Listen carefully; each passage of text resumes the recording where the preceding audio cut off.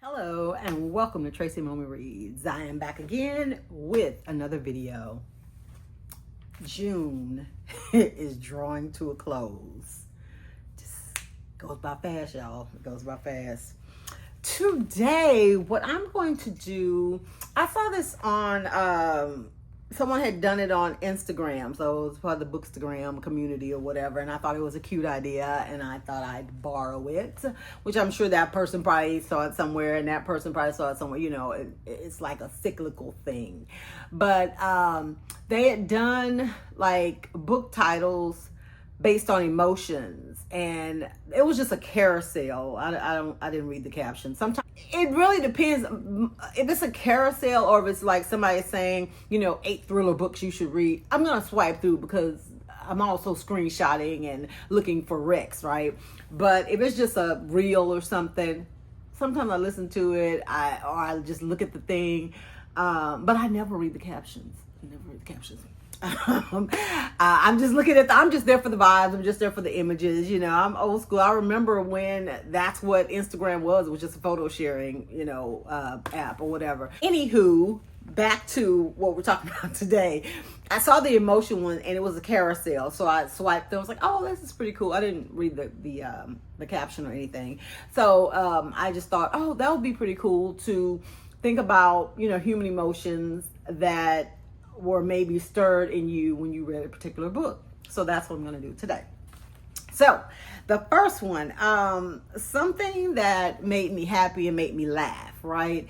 I still think about the book Friends with Secrets, and that book was such, I just did not know what to expect going into it. It still has made a lasting impression on me, and I read this one, I think last year, and it was one of my top 5. I think the reason I enjoyed it so much is because it wasn't formulaic, right? It was a book that on its face is like it had these two women who were totally opposite, yet they had something in common that brought them together, which was initially their children, because their children went to the same school. One was like married to a guy that was, about to be a senator or a governor or something. The other one, her husband made furniture, and she used to be a news anchor, but she was a stay-at-home mom, struggling because, she had been this career woman, and now she had these kids. Whereas the other woman, she just was all about appearances and perfection, but it was because of her background, right? That she just didn't want to go back to living that kind of life.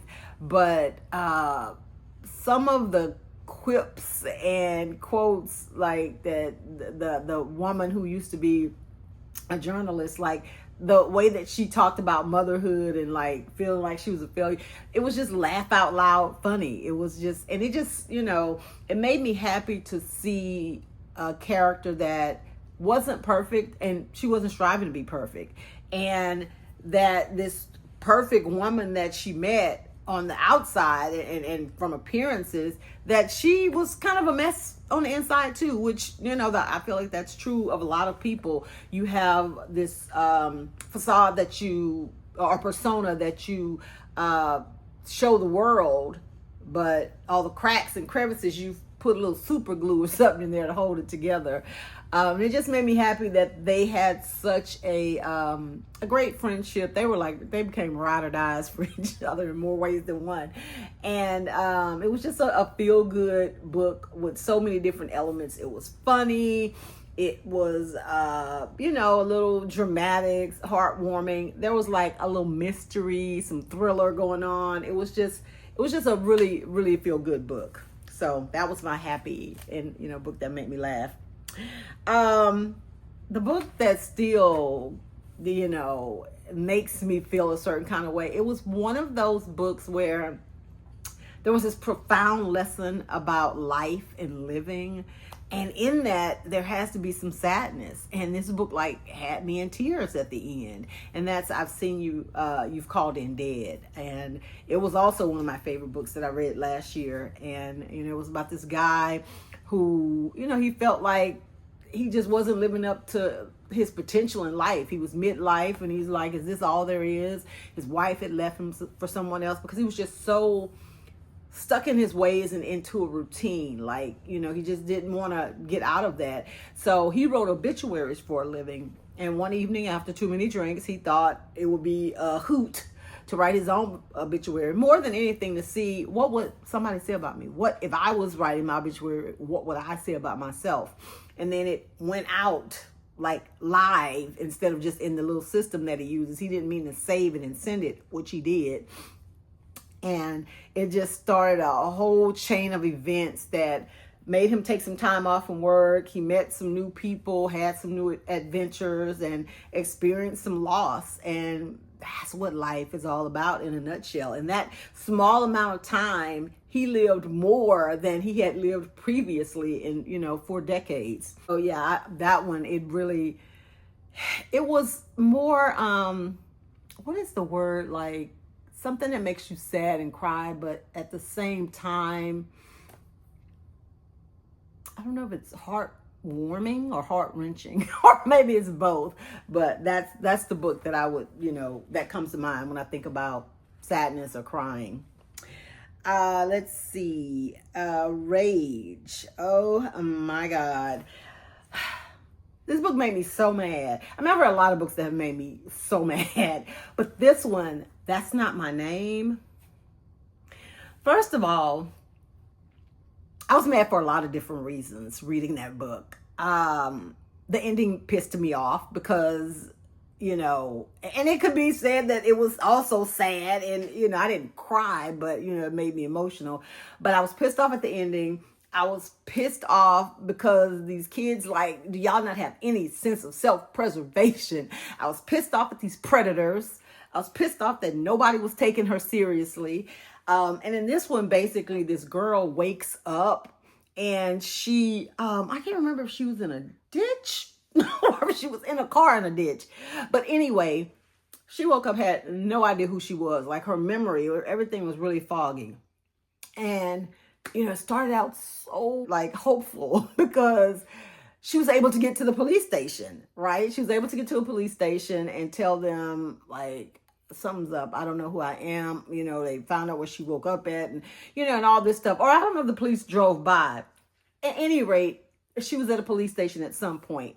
And this guy shows up, has all this information about her and says he's her father and, came up with a plausible whole thing. And the police released her to him. Wasn't her father. And let's move on because I'm getting mad all over again. Okay, the next emotion is horrified. This book was so horrifying to me that I could not finish it. Like, like from start to finish, flip the page, read. I had to flip through because I was like, if this does not get any better, I cannot continue to read this. Like, I had never read a book so graphic as Pretty Girls by Karen Slaughter. Oh my God. It was too much. It was too much. I was like, I'm not usually a person like, horror movies and books and stuff, that's not my genre, but I have read, the occasional Stephen King book, and I've watched scary movies, just for shits and giggles. You say, scream and jump scares and you're under your blanket or whatever with my family. And I've never been the type of person that, I'm going to have a bad dream because I watched a scary movie or, something like that. But I will tell you, like when you're reading, and especially if it's descriptive, you start having these images in your head of what's transpiring on the page. And I just did not want those images in my head. So I didn't finish that one. That one was hard. Pretty Girls. No. Let's see. A book that amazed me and also surprised me was when we I always get this title wrong. When We Believed in Mermaids. I always think it's When We Were Mermaids. When We Believed in Mermaids.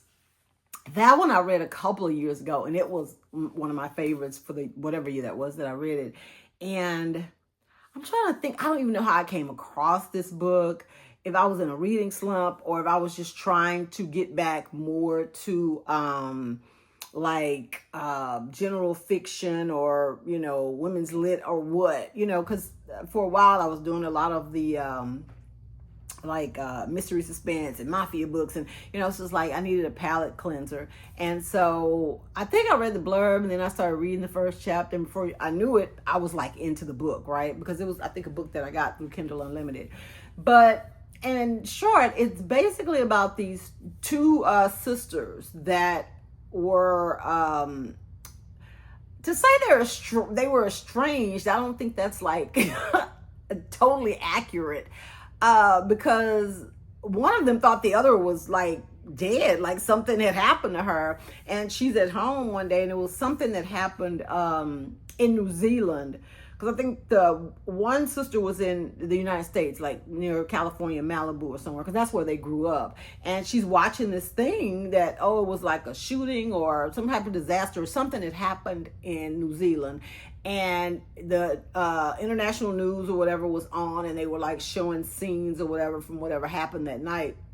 She sees a woman that looks just like her sister, and she just is convinced that is my sister. Like not a, oh, she looks like my sister. No, she felt that was her sister. So she goes on this trek to go find this woman, right? But yeah, she found her. And the story is told in alternating timelines, you know, like the past when they were kids, and you know, kind of what fractured their relationship and their family and what happened to everybody. And it was just so beautifully written.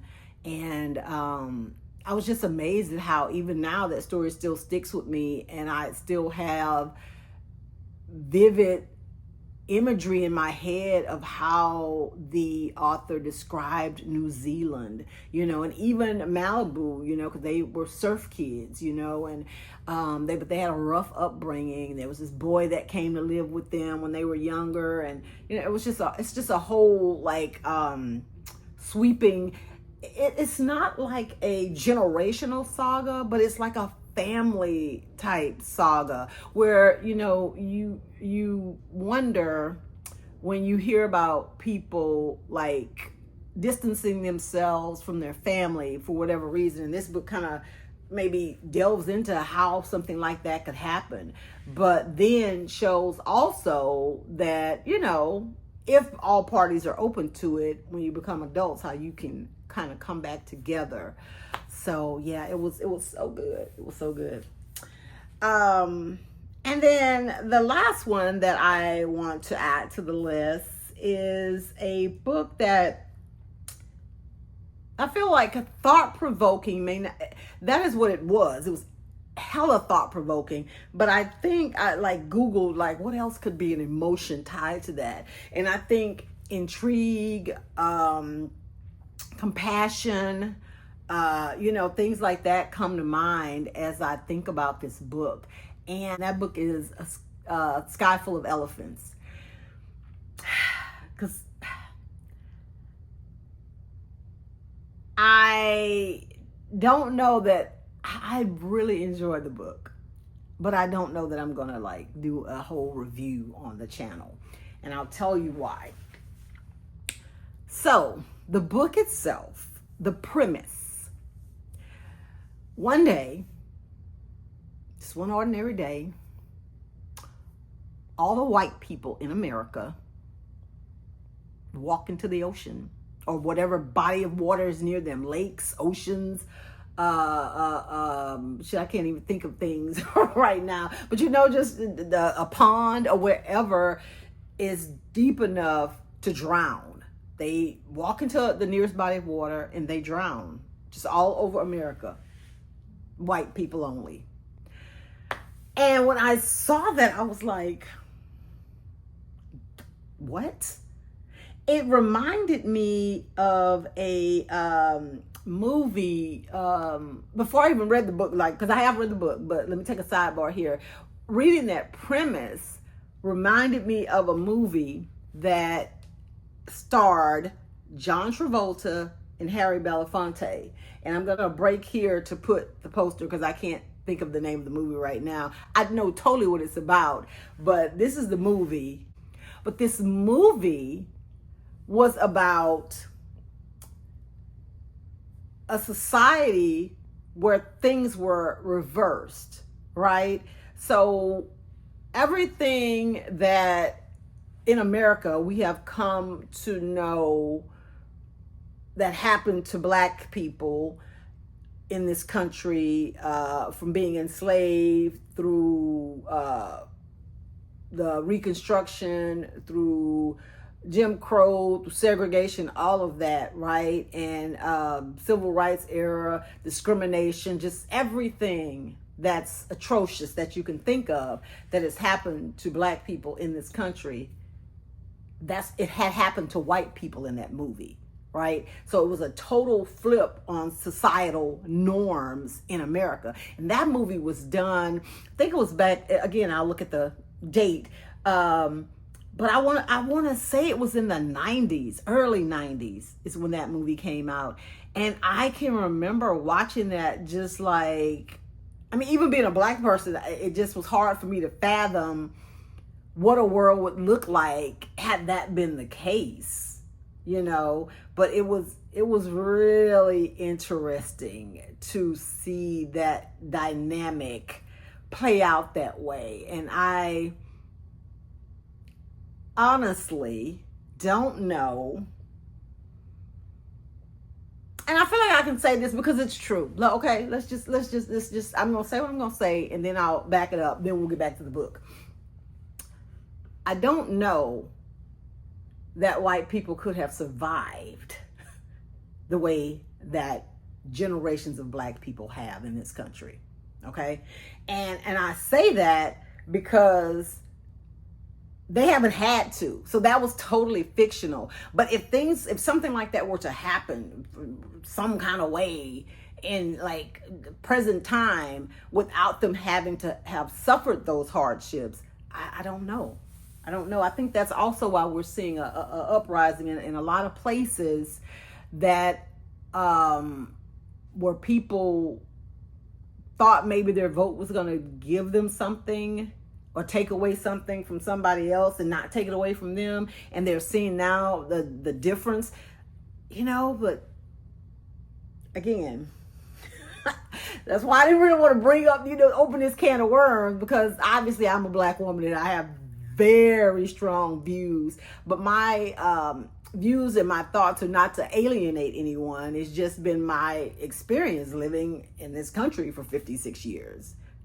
My mother had to sit at the back of the bus,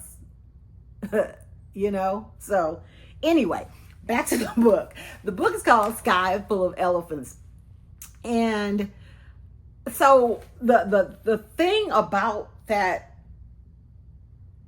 like, premise and plot that I thought was interesting that the author chose to do, I think we're living in a time more so than ever before, which some people say was like maybe an ember to the flame of everything that's going on. There are so many biracial people in the United States of America, right?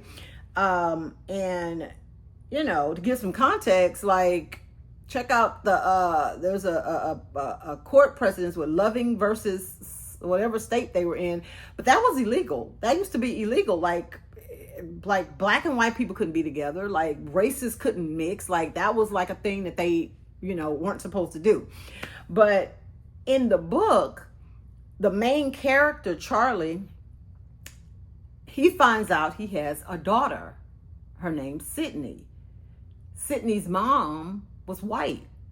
And when I read that chapter, I can't even imagine. Okay, so you have this biracial girl who really didn't even know her father. And as you get deeper into the story, the lies that were told and who she thought he was and this and that, I'm not going to spoil that part of it.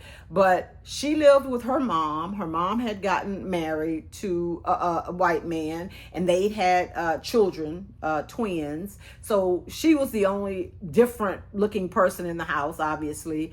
But so you just wake up, but they loved her, and that was their daughter, and they treated her well and everything. But she was a typical, I think, is she a teenager? 17 or 18 maybe.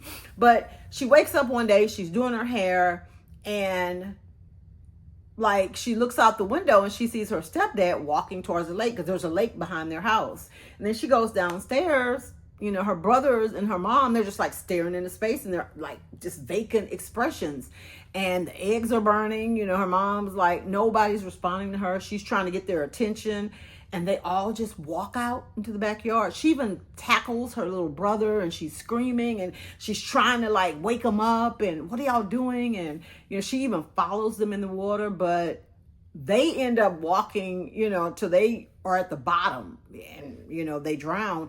But in a way she was trying to like follow them, but there was so much confusion and like, it's one thing I feel like if you're under a spell or you can't come out of a trance and you like drown, but to actually drown yourself, like I think your flight or fight instinct is going to kick in and you're like, what am I doing? You know, I need to breathe, I need oxygen. And that's kind of where she was. So it was like a year later after that had happened, you know, the author goes into detail about, you know, what was going on in the United States and certain cities and towns and how things had worked out or whatever. And she thought she had found a place where there were people like her, or there were more white people, right? So that's what she had called her dad. Like she found his information and called him to come and take her to this place because that's where she wanted to go. And she was very bitter because she had essentially like grown up with her mom, you know, and because of how her family, like, you know, the uncles and aunts and everybody treated her, she was just Sydney to them. But she had experience when she went to schools and went to the mall and went to places with her mom. And it's obvious they don't look in, you know, like they don't, like it's obvious that she's not like 100% white, right? She recounted the story about going into a country club to eat and how everybody was looking at her. So she had felt the otherness her whole life, but because she knew nothing about that side, she had no connection with her father or his family or had any black friends or black people in her life, she thought she was white, but the world did not see her that way, you know? And that I just feel like there was so many layers to this book. And when you find out like what the event was that actually caused these people to walk into the lake, and just kind of even the landscape of America after there were no more white people, you would think, especially for some black people, or you would think maybe because, you know, the author is a black man, you would think that the way that this book will be written is that it was a utopia, finally, for black people. And in some ways, there were some parts of it and some things that he did talk about, like being free from racism. I mean, that part. But there were also things where maybe there were certain industries or certain, what do you call it? Like structures of how the country was working in terms of, because politics were gone, but like how to get water to everybody, how to get electricity to everybody, had to do a lot of solar stuff, just the distribution of things.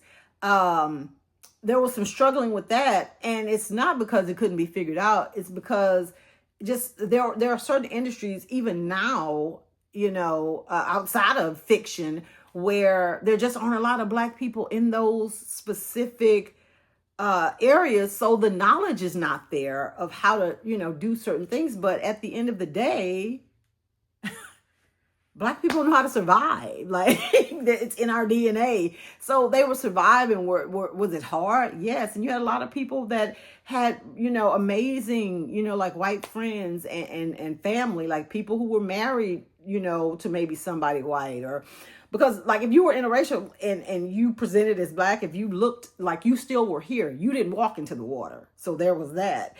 And Asian people were still here and Hispanic people were still here. But yeah, it was just the whole thing was, you know, in some parts you're just like, oh my God. And it just, I felt like it made you think about things, because sometimes maybe you do have people who are thinking problems would go away if certain people went away, but there's always a new set of problems.